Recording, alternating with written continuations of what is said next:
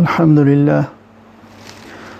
لله نحمده ونستعينه ونستغفره ونؤمن به ونتوكل عليه ونعوذ بالله من شرور أنفسنا ومن سيئات أعمالنا من يهده الله فلا مضل له ومن يضلل فلا هادي له وأشهد أن لا إله إلا الله وحده لا شريك له وأشهد أن سيدنا ومولانا محمدا عبده ورسوله أما بعد۔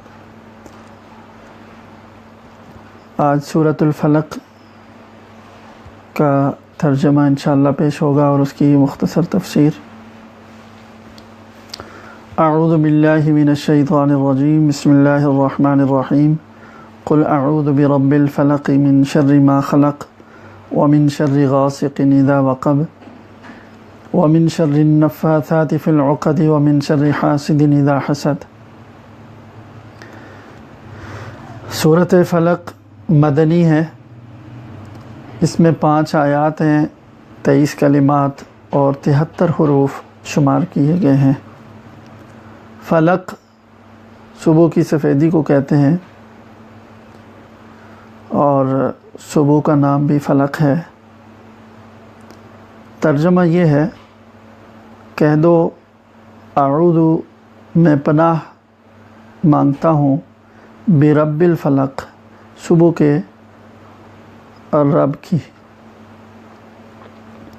من شر ما خلق تمام مخلوق کے شر سے،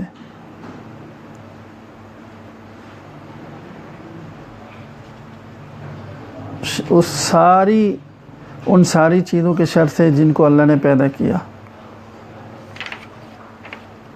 ومن شر غاسق اور میں پناہ مانگتا ہوں اندھیری رات کے شر سے، اذا وقب جب وہ پھیل جائے، ومن شر النفاثات اور میں پناہ مانگتا ہوں من شر النفاثات پھونکنے والیوں کے شر سے، فی العقد گرہوں میں،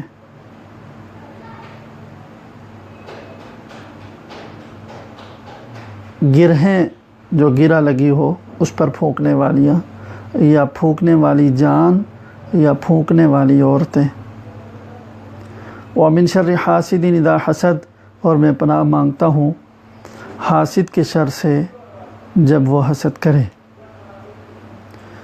تو یہ صورت اور اس کے بعد والی جو صورت الناس ہے، ان دونوں کو معوذتین کہتے ہیں، اور ان کے نازل ہونے کا سبب یہ ہوا تھا کہ رسول اللہ صلی اللہ علیہ وسلم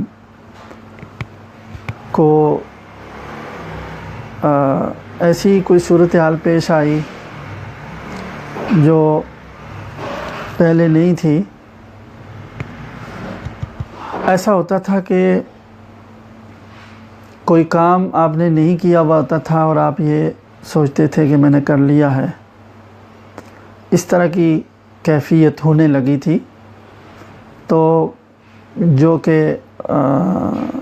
ایک ایسی حالت تھی جو رسول اللہ صلی اللہ علیہ وسلم کے لیے پریشانی کا باعث تھی کہ یہ کیا اور کیوں ہوا ایسا۔ چنانچہ آپ اسی فکر میں تھے، دعا بھی کرتے تھے، تو ایک رات رسول اللہ صلی اللہ علیہ وسلم سوئے ہوئے تھے، تو اللہ تعالیٰ نے خواب میں فرشتوں کے ذریعے آپ کی اس کیفیت کی وجہ بتائی۔ آپ نے فرمایا میں نے خواب میں دیکھا 2 فرشتے آتے ہیں، ایک میرے سرانے کھڑا ہو جاتا ہے اور دوسرا پاؤں کی طرف کھڑا ہو گیا۔ سرانے والے نے دوسرے سے پوچھا کہ ان کو کیا مسئلہ ہے، تو دوسرے نے جواب دیا کہ ان کے اوپر جادو ہوا ہے۔ پھر پہلے نے پوچھا کس نے کیا، تو اس نے بتایا کہ عاصم ابن لبید جو بنو زریق یہودی قبیلے کا بندہ ہے اس نے کیا ہے۔ یہ عاصم بن لبید بھی آتا ہے نام، اور اعصم بن لبید بھی۔ اس شخص نے رسول اللہ صلی اللہ علیہ وسلم کے کنگھی سے بال کہیں سے کسی طرح حاصل کیے، پھر کمان کی جو تانت ہوتی ہے اس کے اندر گریں لگائیں، ان بالوں کو بھی اس میں رکھ کر کسی جو ان کا جادو کا سحر کا یہودیوں کا طریقہ ہے، پھر اس میں اس کی لڑکیاں بھی تھیں اور جنہوں نے پھونکے ماری ان گرہوں کے اوپر 11 گریں لگائیں اس نے، پھر وہ کھجور کے خوشے کے اندر ڈال کر کے ایک اندھے کنویں کے اندر پتھر کے نیچے اس نے یہ جو ٹوٹکا تھا جادو اور سحر کا وہ اس نے ڈال دیا۔ تو رسول اللہ صلی اللہ علیہ وسلم کو خواب میں بتایا گیا کہ وہاں پر ہے، تو آپ نے بعد میں دوسرے دن خود تشریف لے گئے یا صحابہ کو بھیجا، وہ چیز منگوائی گئی، اور اتنے میں پھر سورہ فلق اور سورہ ناس بھی نازل ہوئی۔ تو جب وہ آپ کے سامنے وہ تانت لائی گئی جس کے اندر آپ کے بالوں کو بھی الجھایا گیا اور اس میں 11 گرہیں لگی ہوئی تھیں، تو آپ نے سورہ فلق اور سورہ ناس کی تلاوت شروع کی۔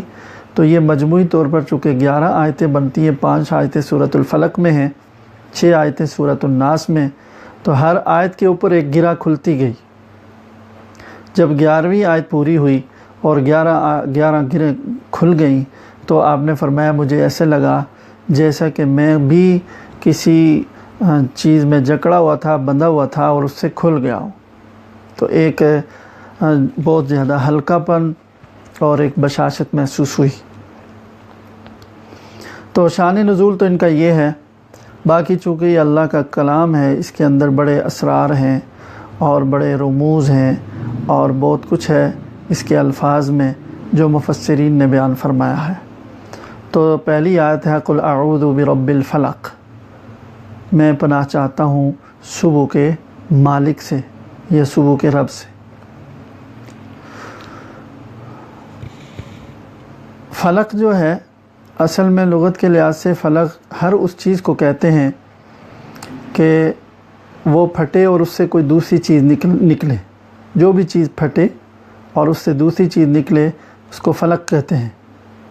جیسے گٹھلی پھٹتی ہے اس سے پودا نکلتا ہے، غلے کا بیج زمین میں ڈالیں وہ پھٹتا ہے تو اس سے کونپل نکلتی ہے، اور جتنی بھی چیزیں ہیں وہ اس طرح کی، اور اسی طرح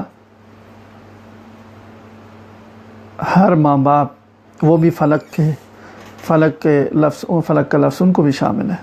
اسی طرح رات سے صبح کا نمودار ہونا، گویا کہ رات سے روشنی پھٹ کر نکلتی ہے اور صبح نمودار ہوتی ہے، تو اس کو صبح کا لفظ بھی اور صبح کا معنی بھی اور ترجمہ بھی اسی لیے کیا گیا، لیکن حقیقت میں یہ ساری ہی چیزوں کو شامل ہے۔ زمین و آسمان میں، اس کائنات میں شاید ہی کوئی ایسی چیز ہو جو دوسرے سے نہ نکلی ہو، لیکن خاص طور پر صبح کا ذکر اس لیے کیا جاتا ہے اور مراد لیا جاتی ہے کہ صبح کا نمودار ہونا تاریکی سے بالکل اس طرح ہے جیسے کہ کوئی چیز پہلے نہیں تھی، عدم سے وجود میں آنا۔ تو صبح کی روشنی شروع ہوتے ہی زندگی حرکت میں آتی ہے اور ہر چیز گویا کہ زندہ ہو جاتی ہے اور نئی سرگرمیاں شروع ہوتی ہیں، تو عدم سے وجود کی طرف جیسا کوئی چیز آئے پہلے نہیں تھی اور اب ہو گئی۔ تو یہ اللہ تعالیٰ کی اس جو نظام ہے، جو سلسلہ ہے کہ ہر چیز جو پھٹتی ہے اس سے دوسری چیز نکلتی ہے، اس میں اللہ کی عجیب عجیب نشانیاں ہیں، ان کی طرف اشارہ کرنا ہے اور اللہ کی قدرت کو ظاہر کرنا ہے اور بتانا ہے۔ تو اس لیے سب سے پہلے تو قل اعوذ برب الفلق کہہ کر گویا پناہ مانگی اللہ تعالیٰ کی خاص صفت سے کہ جو صبح کا مالک ہے، یا ہر اس سارے سلسلے کا وہ مالک ہے کہ ایک چیز پھٹ کر اس سے دوسری نکلتی ہے، جو اس کائنات کے اندر یہ سلسلہ قدرت کا جاری اور ساری ہے۔ تو اسی طرح جو بھی شر ہوگا وہ بھی کسی چیز سے پھٹ کر نکلے گا، کسی چیز سے وہ برآمد ہوگا، جادو سے برآمد ہوتا ہے برائی، یا کسی بھی چیز سے وہ برآمد ہو رہی ہے، نکل رہی ہے برائی، تو وہ اللہ تعالیٰ کی ربوبیت چونکہ محیط ہے ساری چیزوں کو، تو اللہ کی ربوبیت کے ذریعے سے گویا پناہ مانگی اور اپنی حفاظت مانگی۔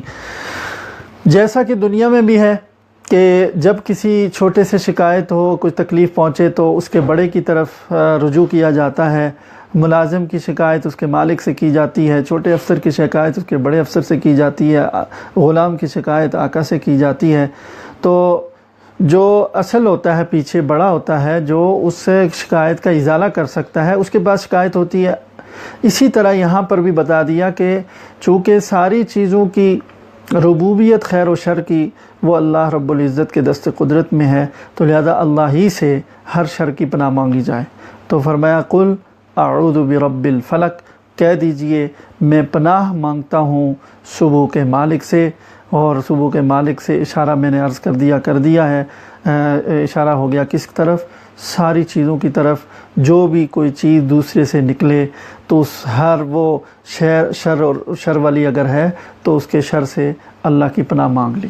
تو اس طرح سے گویا کہ ان الفاظ کے اندر بھی ایک تاثیر ہے، ان الفاظ سے جب پناہ مانگی جائے گی تو خاص اثر ظاہر ہوگا۔ من شر ما خلق، ساری مخلوق کے شر سے میں پناہ چاہتا ہوں۔ رب الفلق سے، رب الفلق کی پناہ چاہتا ہوں، ساری مخلوق کی جو شر ہے اس سے میں پناہ میں آنے چاہتا ہوں، اللہ تعالیٰ کی رب فلق کی پناہ میں آنا چاہتا ہوں، اس کی حفاظت میں، اس کی نگرانی میں۔ تو ساری مخلوق کا شر، تو ساری مخلوق تو تین قسم کی ہے مخلوق۔ بعض تو وہ ہیں کہ جن کے اندر خیر غالب ہے، شر ہے ہی نہیں، یا ہے اور وہ گویا کہ نہ ہونے کے برابر ہے، جیسے فرشتے ہیں، انبیاء کرام ہیں، اولیاء کرام ہیں۔ تو یہ جو قسم ہے مخلوق کی، ان میں تو شر نہ ہونے کے برابر نہیں ہے۔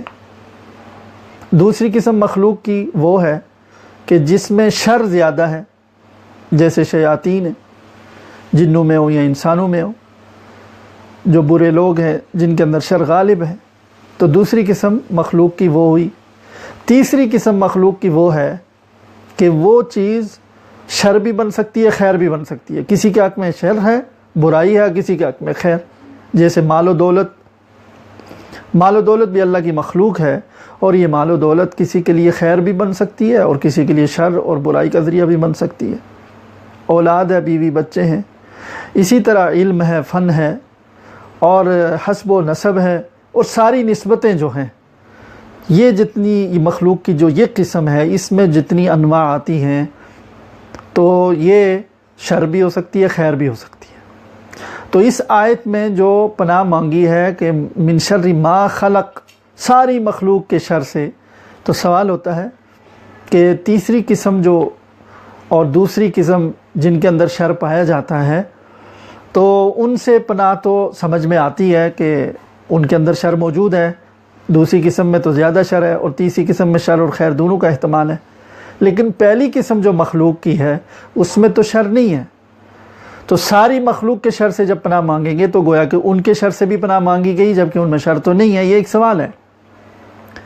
تو جواب اصل میں یہ ہے کہ ان لوگوں مخلوق کے اندر تو وہ قسم بھی آ گئی، انبیاء ہیں، اولیاء ہیں اور فرشتے ہیں، کہ گویا کہ ان کے شر سے بھی پناہ مانگی گئی۔ تو ان کا شر ان کی ذات میں خود شر نہیں ہے، لیکن کسی کے حق میں وہ بھی شر بن سکتے ہیں اس طرح سے کہ ان کے قریب ہونے کی وجہ سے کوئی شر کی صورت پیدا ہو سکتی ہے۔ جو ان کے قریب جائے گا اور ان سے واسطہ رکھے گا تو ایسا ممکن ہے کہ کوئی صورت کبھی اس کے لیے شر کی بن جائے ان کی وجہ سے۔ یعنی اگر کوئی بے ادبی کرتا ہے، اگر کوئی گستاخی کر لیتا ہے ان کی، اگر کوئی ان کی بے قدری کرتا ہے، تو یہ بے قدری کرنا اور ان کے فضائل سے محروم رہنا، یا اللہ بچائے کسی گستاخی بے ادبی کا ارتکاب کرنا، یہ اس کے لیے شر ہی شر ہے، اور شر کا ذریعہ چونکہ یہی پاک مخلوق بن گئی۔ تو اس اعتبار سے ان کے شر سے پناہ مانگنے کا مطلب بھی یہ ہو گیا کہ کبھی ایسی نوبت نہ آئے کہ ہم سے کوئی ایسی صورت پیدا ہو جائے کہ جو گویا کہ اس مخلوق کا شر، یعنی ہمیں کوئی برائی پہنچ جائے اس وجہ سے کہ وہ اس کا ارتکاب تو ہم ہی کریں گے، لیکن گویا کہ ایک طرح سے نسبت ان کی طرف ہوگی کہ ان کی وجہ سے یہ شر اور یہ برائی اور یہ مصیبت اور یہ کوئی مصیبت کسی کو پہنچے۔ جیسے کہا جاتا ہے کہ شر الخیری تاخیرہ، خیر کا، کسی بھی خیر اور بھلائی کا شر یہ ہے کہ اس کو مؤخر، اس کو لیٹ کریں آپ، شر الخیری تاخیرہ۔ اور شر العمل الصالح تقصیرہ، اور نیک عمل کا شر کیا ہے؟ اس میں کوتاہی کرنا۔ تو گویا کہ یہ اس اعتبار سے، اس نسبت سے شر بن جاتا ہے۔ تو اولیاء اور انبیاء ان لوگوں کی، وہ بھی مخلوق میں ہیں، تو جب ساری مخلوق سے کے شر سے پناہ مانگی گئی تو ان کے شر سے بھی پناہ گویا کہ مانگی جا رہی ہے۔ تو وہ اس معنی میں ہے کہ کبھی آدمی کو ان کے قریب ہونے کی وجہ سے ایسی صورت بن جائے جو اس کے حق میں شر ہو، ان میں شر نہیں ہے۔ جیسے نیک عمل کا شر کہا یہ ہے کہ اس میں دیر کریں، اور نیک عمل کا شر یہ ہے کہ اس میں کوتاہی برتیں۔ تو گویا کہ یہ نماز اگر برے طریقے سے پڑھی تو ثواب کے بجائے گناہ ہونے کا اندیشہ ہے۔ تو نیک اعمال کو لیٹ کرنا، وقت سے تاخیر کرنا یا اس میں کوتاہی کرنا، یہ نیک عمل کا شر کہلاتا ہے۔ تو نیک عمل کی ذات میں خود شر نہیں ہے، سامنے والے کی کوتاہی کی وجہ سے اس کے اندر، اس کے حق میں وہ شر بن گیا۔ لہٰذا اب یہ صحیح ہو گیا کہ ساری مخلوق کے شر سے پناہ ہے۔ جن کے اندر خود شر موجود ہے، شیاطین ہیں، سرکش انسانوں میں یا جنوں میں، ان کے اندر تو شر ہے ہی، وہ تو برائی پہنچاتے ہیں، شر پہنچاتے ہیں، نقصان پہنچاتے ہیں۔ اسی طرح جو تیسری قسم ہے جس کے اندر شر بھی ہو سکتا ہے، تو اس سے پناہ مانگے آدمی کے جن و شیطان کے شر سے بھی اللہ پناہ دے دے۔ اور وہ جو دوسری مخلوق ہے جو شر، جس کے اندر شر اور خیر دونوں کا پہلو پائے جاتے ہیں، ان کے شر کے پہلو سے ہماری حفاظت فرما۔ اور اسی طرح جو پہلی قسم ہے ان کے اندر تو اگرچہ شر نہیں ہے، لیکن ہم سے کوئی ایسی صورت کبھی نہ بن پڑے کہ وہ ہمارے لیے، ان کا وجود ہمارے لیے شر کا باعث بن جائے۔ تو اس طرح سے گویا کہ ساری مخلوق کے شر سے پناہ مانگنا درست ہوا۔ من شر ما خلق، تمام مخلوق کے شر سے اللہ کی پناہ ہے۔ اور پھر خاص طور پر من شر غاسق اذا وقب، کہ اندھیری رات کے شر سے پناہ ہے اللہ کی، میں حفاظت مانگتا ہوں، اللہ کی پناہ مانگتا ہوں جب وہ پھیل جائے۔ تو اندھیرے کی جو برائی ہے یا اندھیرے کا جو شر ہے وہ کئی طرح سے ہے۔ جب اندھیرا پھیلتا ہے تو ایک تو اس کے اندر شر کی صورت یہ ہے کہ تمام شیاطین اور جنات، جو نقصان دینے والی بری اس طرح کی مخلوقات ہے، وہ پھیل جاتی ہے، باہر نکل آتی ہے۔ تو رسول اللہ صلی اللہ علیہ وسلم نے فرمایا کہ اندھیرا پھیلتے ہی، غروب شمس کے بعد اندھیرا پھیلتے ہی بچوں کو جو ہے باہر نہ چھوڑیں، ان کو اندر لے جائیں، اس لیے کہ اس وقت شیاطین پھیلتے ہیں اور وہ کوئی نقصان پہنچا سکتے ہیں۔ اسی طرح اندھیرے کا شر یہ ہے کہ جتنے موذی جانور ہیں، درندے ہیں، اندھیرا ہوتے ہی وہ لوگ اپنی بلوں سے اور اپنے گھروں سے نکلتے ہیں، تو وہ شر پہنچا سکتے ہیں، برائی پہنچا سکتے ہیں، نقصان پہنچا سکتے ہیں۔ اسی طرح جتنے ڈاکو اور انسانوں میں جو برے لوگ ہیں وہ بھی کارروائیاں رات کو کرتے ہیں، تو رات کی تاریکی کے شر ایک یہ بھی ہے کہ کبھی ہمیں اس شر سے واسطہ نہ پڑ جائے۔ اسی طرح جتنے بھی جادوگر ہیں تو وہ کالا کام کرتے ہیں، سیاہ کرتوت ہیں ان کے، تو یہ جو جادو ہے وہ اپنی ذات میں ایک طرح سے اندھیرا ہی ہے، وہ ایک سیاہ چیز ہے، اور اس کو مناسبت ہے رات کی تاریکی سے۔ تو جادوگر رات کو جب جادو کرتے ہیں تو ان کے جادو کے عمل میں بڑی قوت ہوتی ہے۔ تو ایک شر تاریکی کا جب تاریکی پھیل جائے تو یہ بھی ہے۔ تو اس سے بھی پناہ مانگی کہ اللہ کبھی اس جادو والے شر سے ہمیں واسطہ نہ پڑے، کہ اللہ اس شر سے ہماری حفاظت فرما۔ اسی طرح تاریکی اور اندھیری رات کا ایک شر یہ بھی ہے کہ جو عیاش اور بدمعاش اور فاسق و فاجر جو رات کے اندھیروں میں بدمعاشیاں کرتے ہیں، برائیاں کرتے ہیں، وہ بھی رات کی تاریکی میں ہی کرتے ہیں۔ تو کیا کبھی وہ شر ہمیں نہ پہنچے، ہم کبھی کوئی چھینٹا اس کو ہم تک نہ پہنچے، یہ بھی ایک تاریکی کا اور اندھیرے کا شر ہے جب اندھیرا پھیلتا ہے۔ تو اس شر سے بھی، اور اس طرح کا جو بھی شر اندھیرے کا ہو سکتا ہے، اس سب سے گویا کہ پناہ مانگی۔ من شر غاسقن، اور میں پناہ مانگتا ہوں اندھیرے کے شر سے جب وہ پھیلے۔ تو اندھیرے کے یہ سارے شرور میں نے بتا دیے۔ اسی طرح اندھیرا ایک تو حسی اور ظاہری ہے جو ہم اپنی آنکھوں سے دیکھتے ہیں، اور ایک اندھیرا معنوی بھی ہے، ایک تاریکی اور ایک ظلمت معنوی ہے۔ اور وہ معنوی ظلمت یہ ہے کہ انسان کی عقل پر پردے پڑ جائیں اور وہ وہم کا شکار ہو اور عقل کو کام میں نہ لائے اور گویا کہ وہم کے پیچھے چلنا شروع کر دے، تو یہ بھی ایک معنوی تاریکی ہے۔ تو اس سے بھی گویا کہ پناہ ہو گئی۔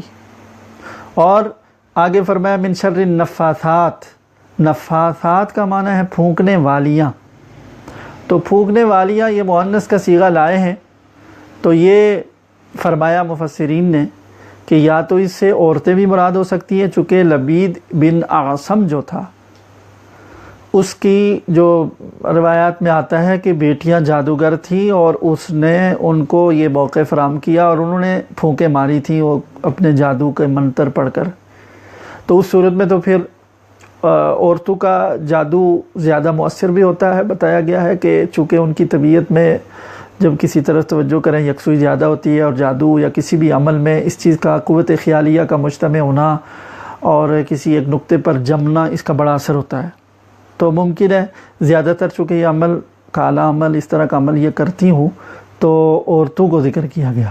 لیکن بعض مفسر نے فرمایا کہ یہ نفاسات مطلق جان یعنی نفوس کے معنی میں، چاہے وہ مرد ہو یا عورت ہو، تو مرد اور عورت سارے سب کو عربی میں وہ نفس کی جمع نفوس آتی ہے تو اس کے لیے مؤنث کا صیغہ آ جاتا ہے، یعنی النافسات، النفوس النافسات، یعنی پھونکنے والی جانیں، پھونکنے والی عورتیں یا پھونکنے والی جانیں، ان کے شر سے۔ اب پھونکنے والی جان مرد بھی ہو سکتا ہے عورت بھی ہو سکتی ہے، تو ان کے شر سے میں پناہ مانگتا ہوں۔ تو اب صراحت سے اور وضاحت سے پھر دوبارہ ذکر کر دیا کہ رات کی تاریکیوں کے شر کے اندر جتنے شر ہیں اس میں بھی جادو آ گیا، لیکن پھر خصوصیت سے جو پھونکنے والیاں ہیں، دم کر کے پھونک کر کے کسی پر جادو کریں، کوئی ایسا عمل کریں، تو ان کے شر سے بھی اللہ کی پناہ مانگی گئی۔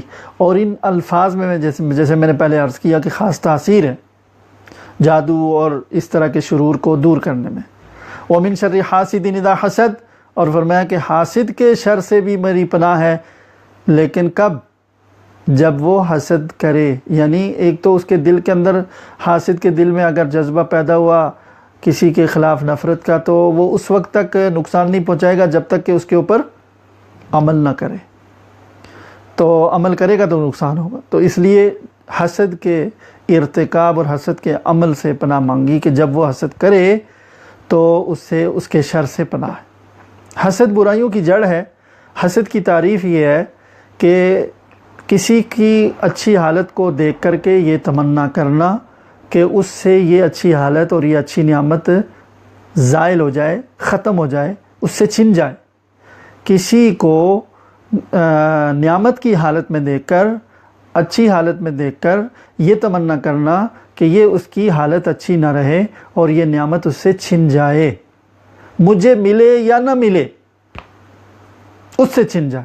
یہ ہے حسد، اور یہ ہے حرام، اور یہ ایسا گناہ ہے جو کئی گناہوں کی بنیاد ہے۔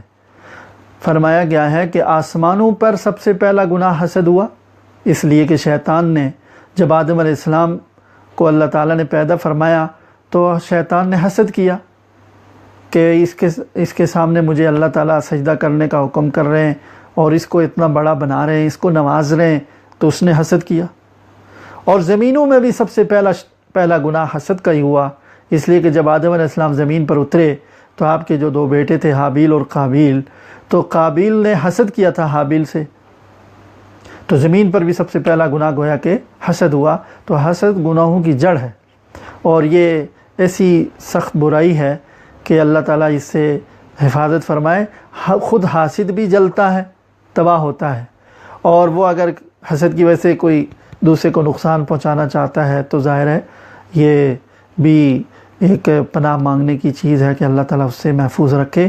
اسی لیے یہاں پر خاص طور پر چونکہ نبی کریم صلی اللہ علیہ وسلم کے اوپر بھی جو جادو کیا تھا تو اس کی بنیادی وجہ بھی تو یہودیوں کا حسد ہی تھا، تو حسد نے اتنا بڑا جرم ان سے کروایا، تو اس لیے خصوصیت سے حسد کے شر سے بھی پناہ مانگی گئی۔ تو حسد نہیں کرنا چاہیے، حسد کے بجائے آدمی محنت کرے اور اپنی پوزیشن بہتر کرے۔ دوسروں سے حسد کرنے سے تو اللہ کی تقسیم پر اور تقدیر پر اعتراض ہے، آدمی اللہ کے سامنے بھی اللہ کی نظروں میں بھی گرتا ہے، عتاب میں آتا ہے۔ تو حسد کے بجائے آدمی کو اپنی بہتری کے لیے کوشش کرنی چاہیے۔ حسد جیسے میں نے تعریف بتائی ہے، یہ حرام ہے۔ ایک اور صورت ہوتی ہے کہ کسی کی اچھی حالت دیکھی تو آدمی سوچے کہ میں بھی ایسا ہو جاؤں، اس کو کہتے ہیں رشک کرنا۔